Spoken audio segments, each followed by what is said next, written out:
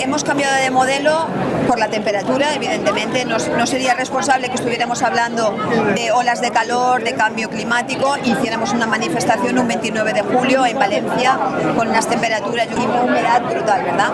Entonces, julio y agosto va a ser de formato concentración. Velatorio, pues porque yo también creo que ya va siendo el momento de que empecemos a darle importancia y poner en valor por qué empezaron estas movilizaciones, y es por los fallecidos, por nuestros seres queridos. Es decir, está muy bien todas las luchas, está muy bien todo, pero siempre y cuando no olvidemos que todo comenzó porque habían fallecidos. Actualmente ya reconocidos 231. Se acaba de reconocer ese 31, ese 1, ¿no? Ese 231, que tenemos el honor de representar en nuestra asociación, Pedro. Los daños materiales, todo está, hay que recriminar, hay que tal, pero si no fuera por nuestros fallecidos, evidentemente las movilizaciones ya no existirían.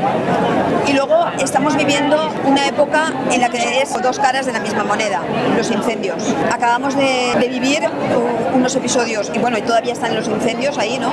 Pero acabamos de vivir la aprobación de unos presupuestos brutales, con unos recortes infames en todo, pero nosotros nos vamos a centrar, como ciudadanas podemos opinar de todo, pero hoy aquí como Asociación de Víctimas Mortales nos vamos a centrar en el recorte en emergencias, en prevención.